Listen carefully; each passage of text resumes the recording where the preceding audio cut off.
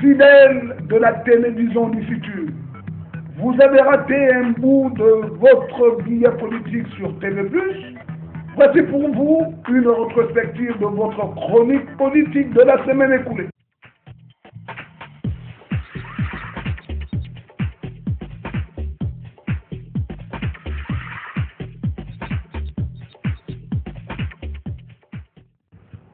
La recherche d'éligibilité constitutionnelle par la force. Dans l'affaire du vrai faux acte de naissance d'Ali, Kassaga, alors maire du 3e arrondissement de Libreville, lui avait délivré pour constituer son dossier de candidature à la présidentielle de 2009. Le tribunal de première instance de Libreville avait été saisi au courant du mois de novembre dernier par les membres du Front uni de l'opposition pour l'alternance pour porter plainte contre Ali pour inscription en faux pour des actes posés avant de devenir président de la République, mieux, qui l'ont aidé à le devenir. En réponse à cette plainte contre Ali, le tribunal, par la voix de Sidonie Flore Owe, procureur de la République, a déclaré, je cite, le tribunal a décliné sa compétence parce qu'un président de la République en exercice ne peut être traduit devant une juridiction de droit commun, mais par une juridiction d'exception. Fin de citation. La justice gabonaise vient donc de se déclarer incompétente dans cette affaire, frappant ainsi cette plainte contre Ali d'irrecevabilité, sans pour autant dénier le droit aux membres du Front de se porter devant la haute cour de justice, ce que M. Moukani Iwangu avait déjà fait. D'ici, nous voyons déjà la polémique s'emparer des raisons données par le procureur de la République pour ne pas répondre à cette plainte légitime du Front. Pour certains, c'est un coup grave porté au principe universel de l'indépendance de la justice. De là à voir la justice gabonaise aux ordres d'Ali, il n'y a plus qu'un pas. Le peuple gabonais, pour qui est rendue la justice, pourrait vraiment se poser des questions sur la qualité de son appareil judiciaire, des hommes et des femmes le constituant. N'y aurait-il pas un seul courageux parmi eux? Ça, je ne puis le croire. Mais la question de fond dans cette réponse de la justice gabonaise est la responsabilité juridique du président de la République pour des actes commis par lui avant son accession à la magistrature suprême et qui tomberait sous le coup du droit commun, comme cela est le cas pour le vrai faux acte de naissance d'Akasaga, et qui, par cette procédure judiciaire, aurait permis de savoir si c'est un vrai ou un faux. Là, je pense qu'au lieu d'enlever tout soupçon sur ses prétendues origines biafraises, le rendant de fait inéligible, mon fils Ali semble s'enfoncer davantage. Mais quelle est donc la qualité de ses conseillers? Ou bien qui conseille qui? Et quelle est leur véritable mission auprès de mon fils? L'histoire nous rappelle que sous d'autres cieux, le 12e Premier ministre israélien en fonction à l'époque, Ehud Olmert, avait dû démissionner de sa fonction en 2009 car une procédure judiciaire pour des actes de corruption posés par lui avant son entrée en fonction de Premier ministre l'avait rattrapé.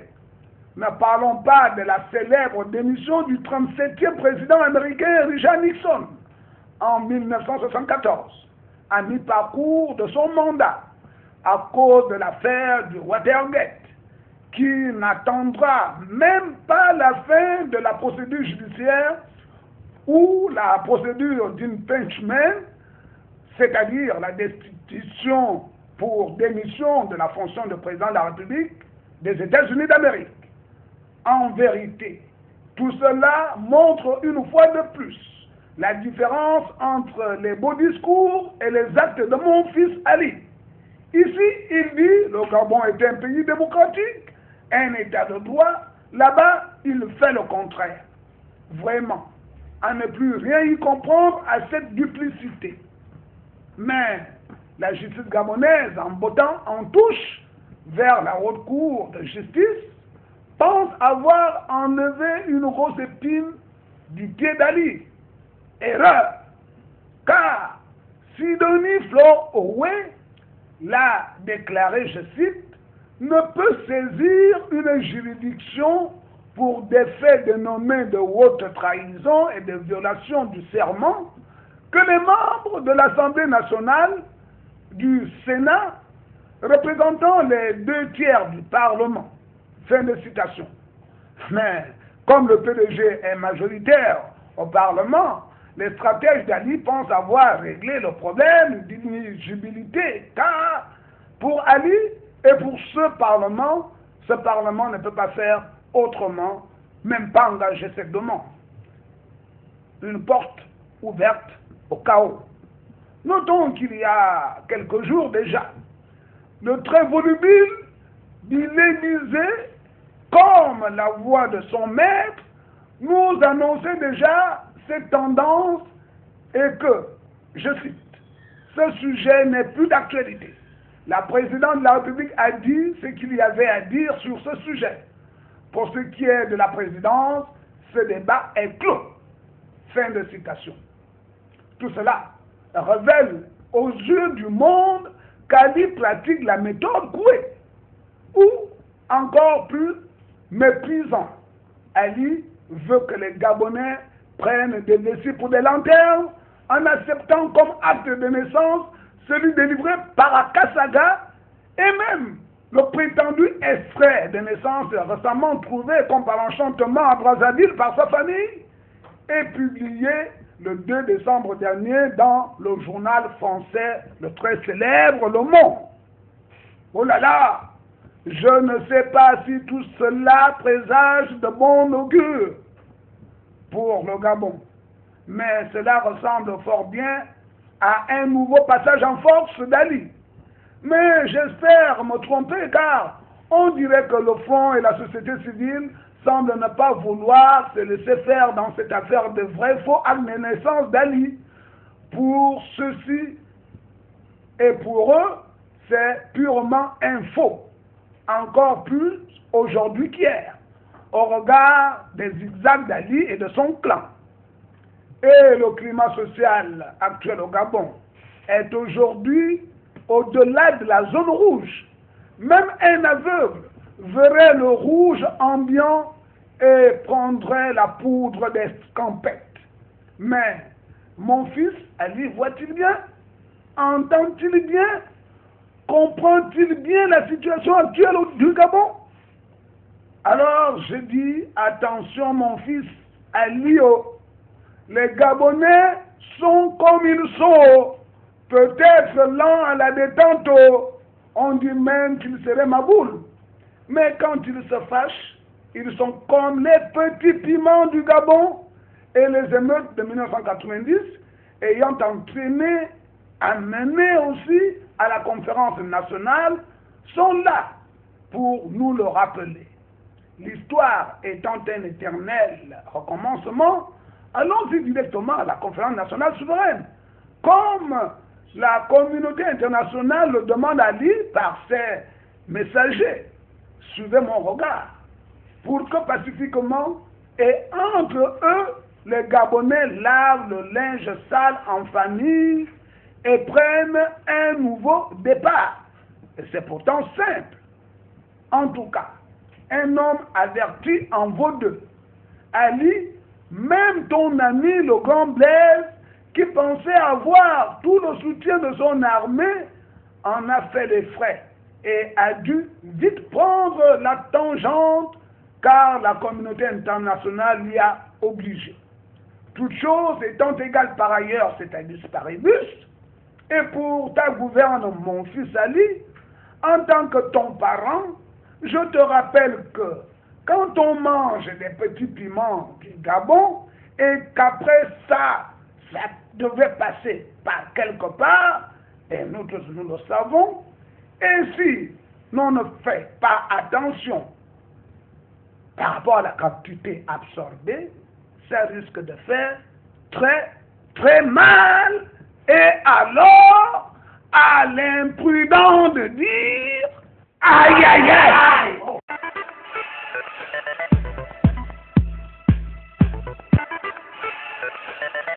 Curiosité de curiosité.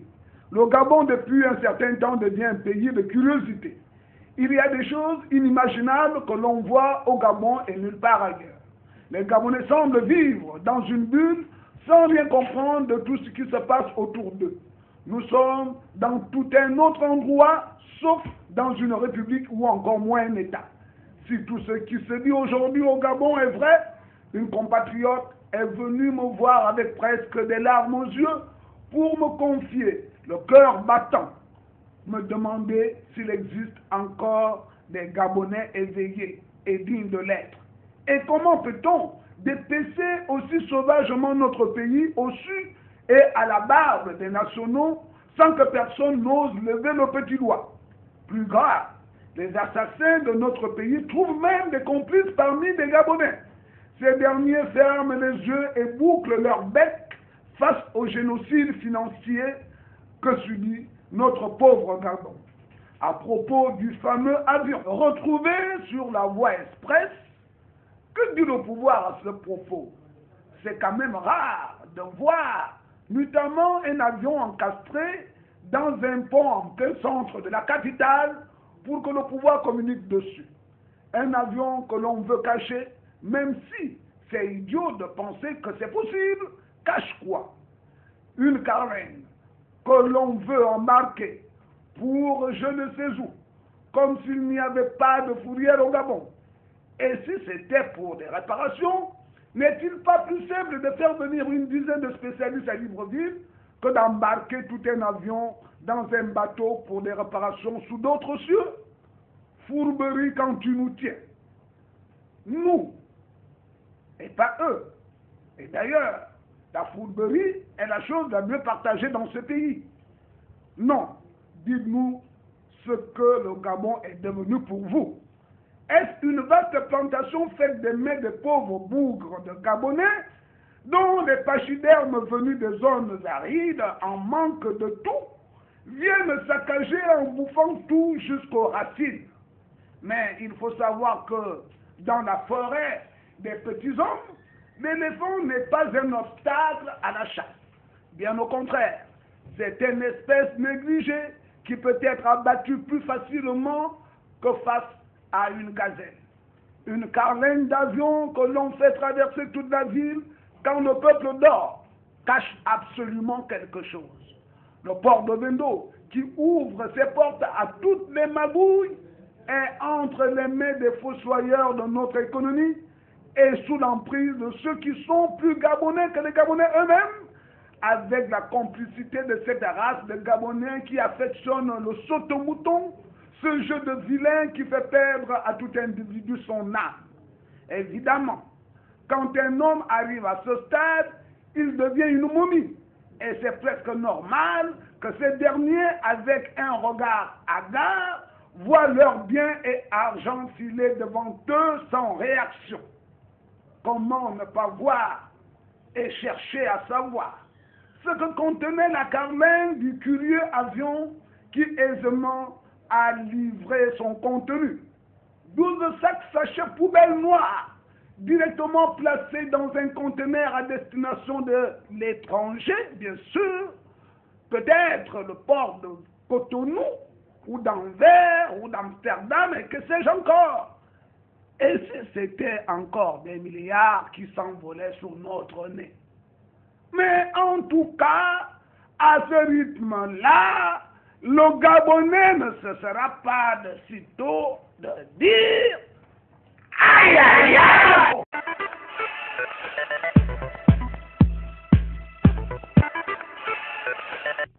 Ils n'ont plus la tête sur les épaules, ces flibustiers de malheur. À défaut de faire ce qu'ils ont publiquement promis au peuple, ils s'évertuent à se mouvoir dans le noir.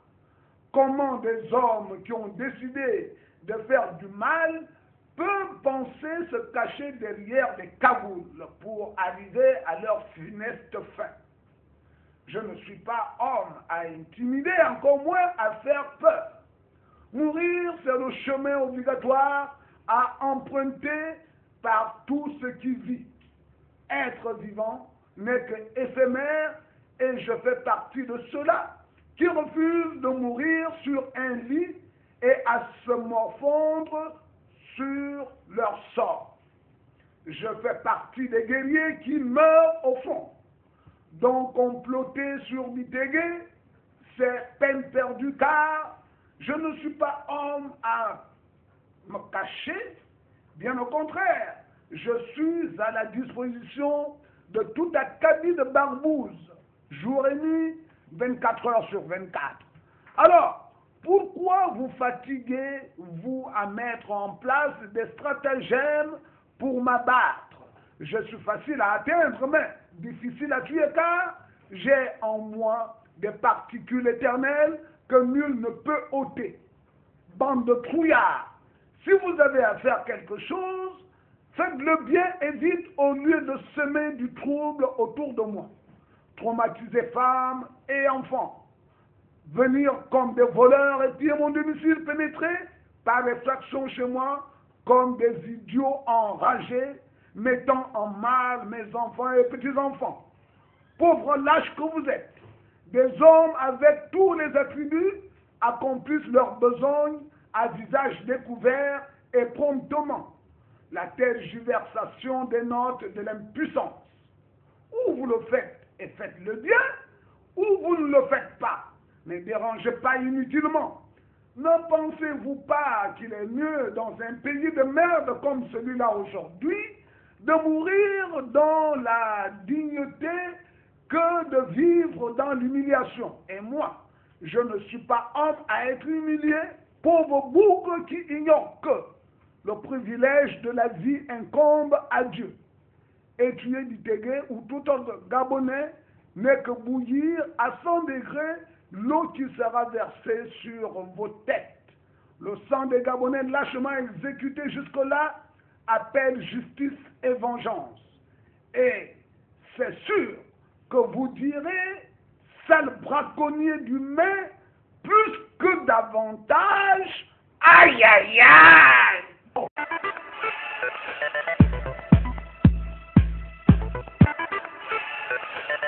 Assise sociale, négociation sociale, le serpent qui se mord la queue. Du 25 au 26 avril 2014, à l'initiative d'Ali, des experts, des économistes, des politiques et autres acteurs de développement, dont les jeunes, les femmes, les sages, des participants venus de toutes les provinces du Gabon et même du monde entier, ont-ils, paraît, réfléchi dans le cadre des fameuses assises sociales du Gabon sur les voies devant permettre de sortir 30% des Gabonais de l'extrême pauvreté et de la précarité dans lesquelles ils vivent.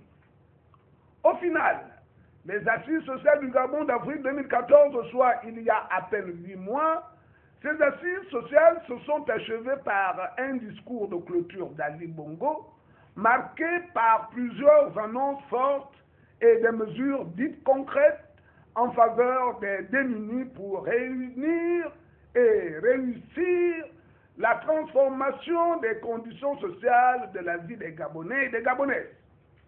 Et d'Ali d'annoncer, je cite, « J'ai décidé, par conséquent, que notre budget national consacrera sur les 3 prochaines années une enveloppe globale de 250 milliards de francs CFA pour financer notre politique sociale et l'amélioration du service public de l'emploi. » Fin de citation. S'adressant au Premier ministre Daniel Onaondo, Ali n'a pas manqué de s'adresser au gouvernement chargé de mettre en musique toutes les recommandations des assises sociales pour que, je cite, concrétiser ainsi le pacte social sur lequel nous nous sommes engagés, celui d'un Gabon plus solidaire et responsable. Fin de citation. Ces assises sociales, à la vérité, étaient vraiment bien dans les discours.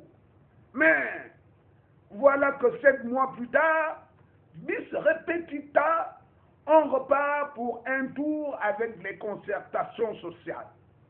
Dans une nouvelle déclaration solennelle le 10 novembre 2014, à l'occasion d'une rencontre avec les partenaires sociaux, Ali demande au Premier ministre, toujours le même Daniel Onaondo, d'ouvrir un dialogue sans tabou avec les syndicats, y compris sur la question d'un nouveau système de rémunération tant réclamé par les centrales syndicales.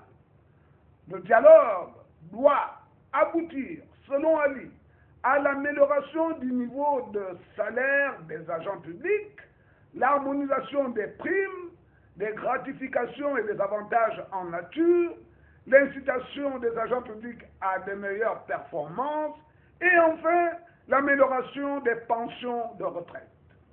Daniel Onaondo avait émis le vœu de voir sortir des négociations sociales avec, je cite, des propositions concertées, solides, durables et soutenables en lieu et place des solutions partielles du passé, des demi-réponses aux problèmes posés ou des petites solutions sectorielles et limitées dans le temps. Je rappelle que les syndicalistes réunis au sein du MOSAP, TGV, de la RESGA, de la CONECICED, des régies financières, entre autres, réclament l'augmentation du salaire minimum interprofessionnel garanti, le SMIC, le relèvement du point d'indice des agents de l'État, la suppression de la prime d'incitation à la performance, la fameuse PIP, le paiement des primes ainsi que des rappels dus. Mais près de 3 semaines après le lancement des négociations sociales conduites par le Premier ministre lui-même, les négociations sociales se poursuivent, mais à quel rythme? Pour certains participants, en dépit des blocages et des débats à couteau tiré, elles se poursuivent et comme Gaston Mindungani de dire, je cite, « Nous avançons, les choses avancent ». Pour beaucoup d'autres, les négociations sociales patinent et n'avancent pas. On fait du surplace. On se réunirait pour ne rien faire. Malgré tout, on constate que des perdièmes sont payés aux participants, même si le travail ne progresse pas. Mais quelles sont ces négociations sociales où on ne négocie rien ou bien l'on fait semblant? Ou bien c'est juste un cirque où l'on se pavane pour faire les beaux avec des badges au cou, avec des comme des animaux de foire. Mais où sont passés les 250 milliards de francs CFA qu'Ali a promis aux Gabonais aux assises sociales il y a 7 mois? Oui, 250 milliards de francs CFA pour financer notre politique sociale, avait dit Ali. Que ces 250 milliards sortent maintenant aux négociations. C'est une négociation que l'on dit sociale pour les travailleurs. Ou bien c'est encore des belles promesses d'Ali qui n'engagent que ceux qui y croient. Parce que, à la vérité des négociations sociales, cette vérité me semble un jeu de dupes. Une commission ad hoc avec des perdièmes pour étouffer le problème des grèves à répétition et illimitée dans presque tous les secteurs d'activité. Et d'ailleurs, l'on parle des durs qui sont devenus très très tendres là-bas du côté d'Agonji.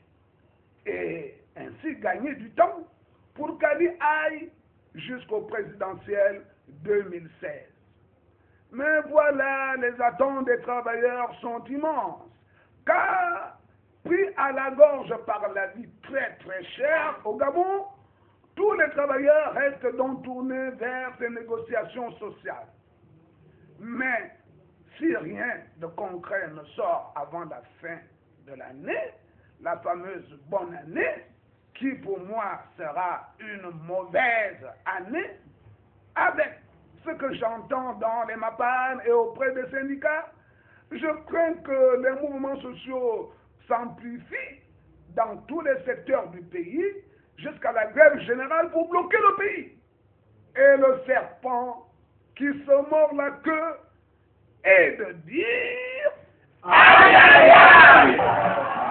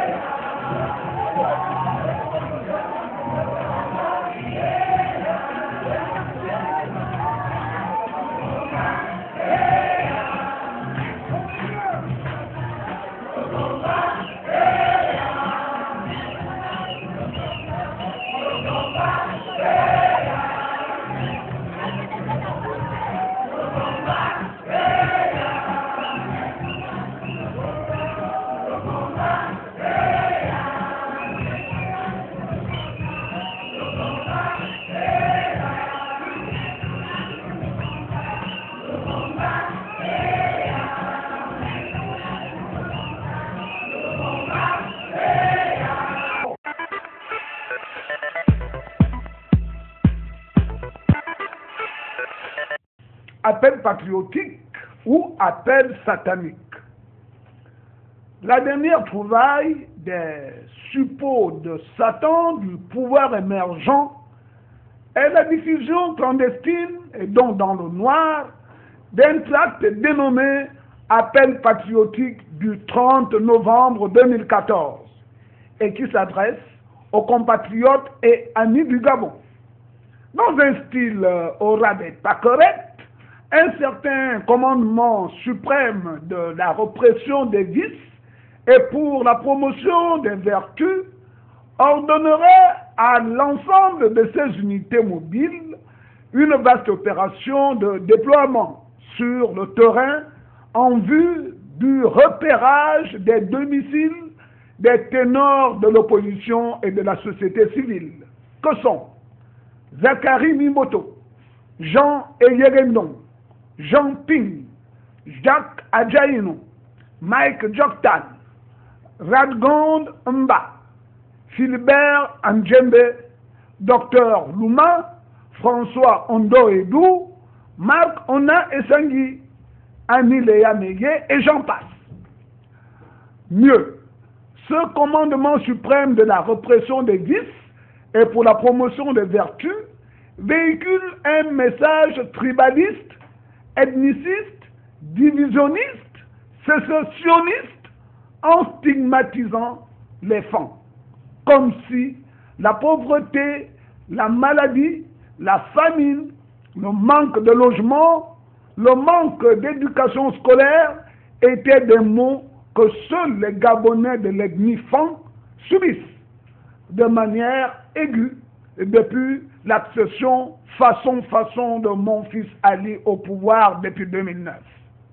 Tout cela parce qu'une minorité d'émergents et une légion étrangère menée par Akombessi veulent continuer leur basse besogne de gabégie de l'argent du Gabon et donc des Gabonais, qu'ils soient Fan, Kotakele, Mbendeteke, Pygmée, Miene, Zedi Douma, Okande Togo, Chirapounou, et j'en passe. Tout cela parce que mon fils et ses 40 amis rapotou tremblent de peur bleue à cause du meeting du front, du meeting de la protestation de ce samedi 20 décembre à Rio. Mais cette propagande ethnique anti-Fan est une méthode archaïque du pouvoir pour diviser les Gabonais, pour mieux les opprimer, renforcer la dictature, pour mieux régner sur le Gabon et donc sur les Gabonais. Ce qui est sûr, c'est que les Gabonais ont ouvert les yeux et leur conscience est maintenant en éveil contre l'imposture d'un régime en mal de légitimité populaire et aux abois.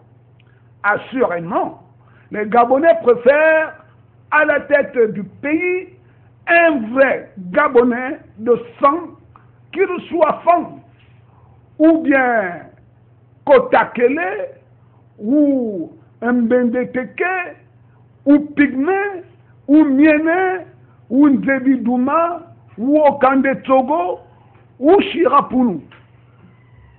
Il faudrait seulement qu'il soit un vrai Gabonais de sang. Au lieu de nouveaux Gabonais d'adoption venant ou du Biafra, de la Somalie, du Dahomey, du Mali et j'en passe, ces derniers qui pillent sans vergogne, sachant qu'ils ont leur vrai pays. Comme le dit un proverbe albanais, le voleur crie pour que le volé tremble. Mais ce ne sera pas le cas au Gabon. Et nous verrons qui, de la bande Ali ou du peuple gabonais, prendra la poudre d'escampette en criant « Aïe, aïe, aïe !» À nous retrouver pour de nouveaux billets politiques dès le début de la semaine prochaine.